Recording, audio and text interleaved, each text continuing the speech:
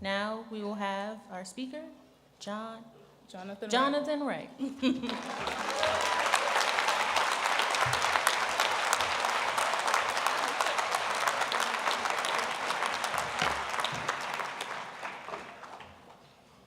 Thank you so much.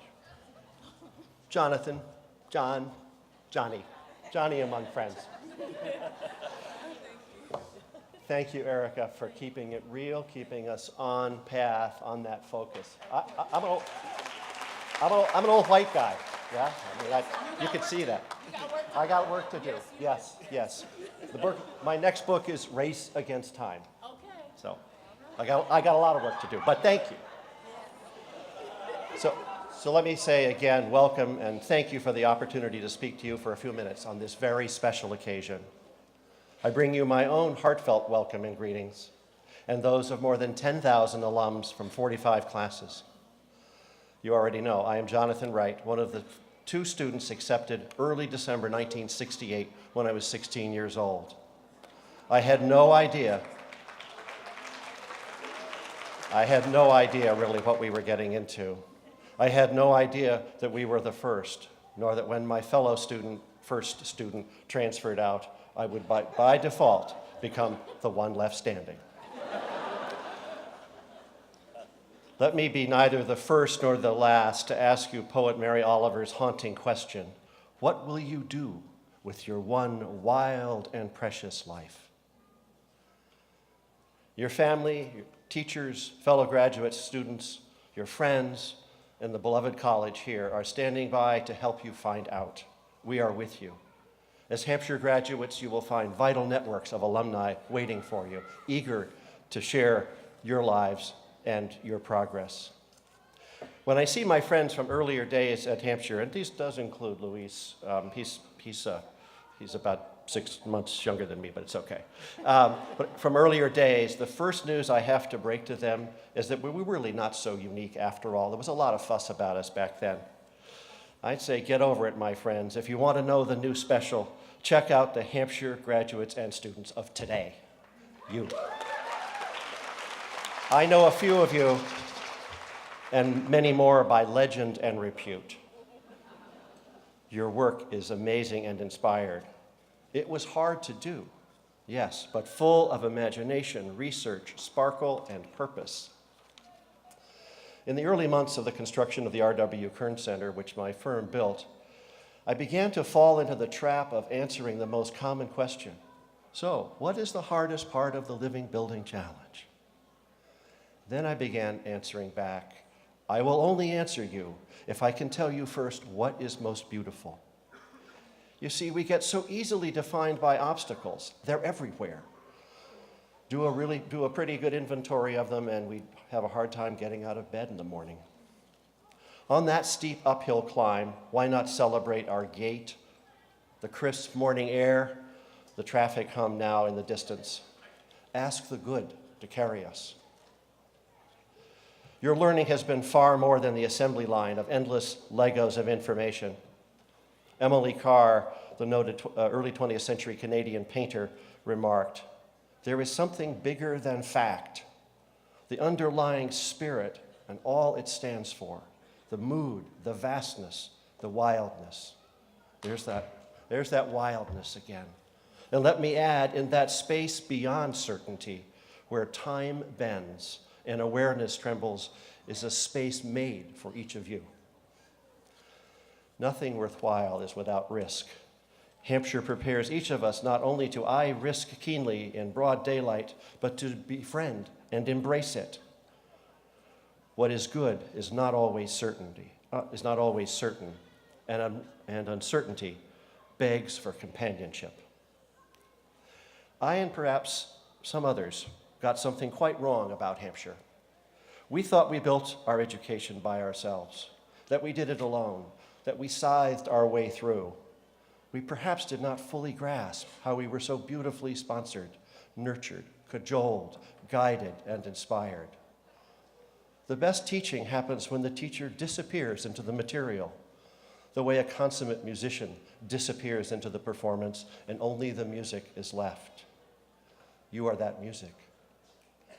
We did not see our institution for the strength it had and gave to us.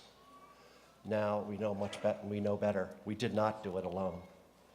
Indeed, now more than ever, when we see our college bending at the knees from strain, we are all responding quickly and with determination. I am deeply moved by the pulling together, the focus, and the generosity that is emerging. When the knees bend under strain, they may be buckling, preparing to crumble and fall.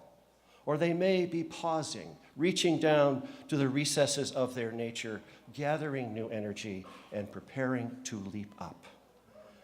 That is what we are experiencing today.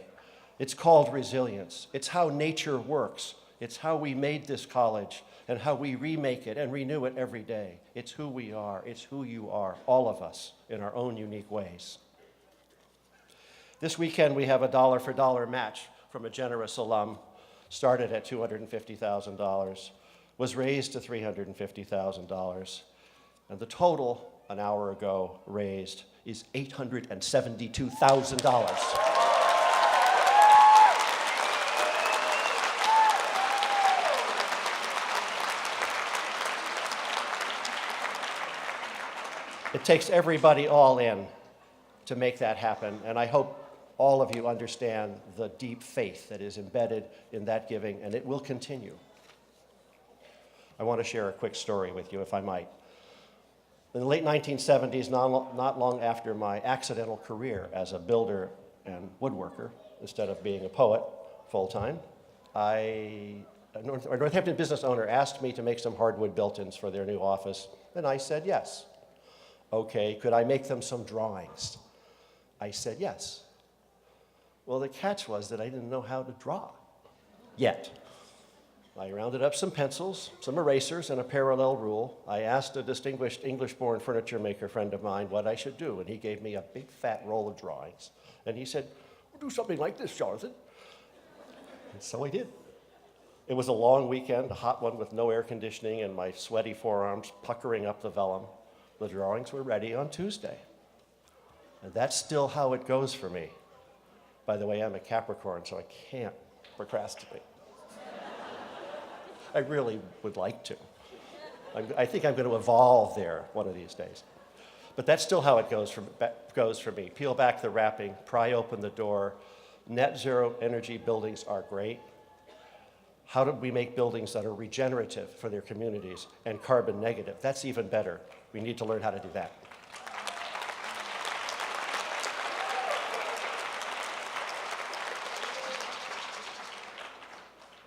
One of the things we learned in the Living Building Challenge and we focus on is that it's impossible to look at a piece of material and not realize that it was extracted from somewhere by someone, and maybe by someone who didn't own it.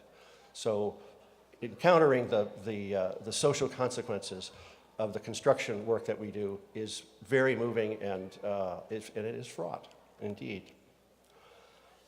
But behind each milestone is a rusty lock combination for the new truths that still lie ahead, and so it will be with each of you.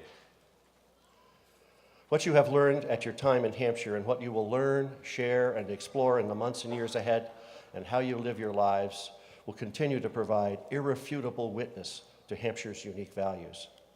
Now, more than ever, Hampshire has purpose and essential meaning that must advance and thrive. Everyone can help. Let me close with the words of Wallace Stevens. In addition to being one of my favorite American poets, he was also a successful insurance executive who presumably knew something about risk. He said, "After the final no, there becomes a yes, and on that, the future of the world depends."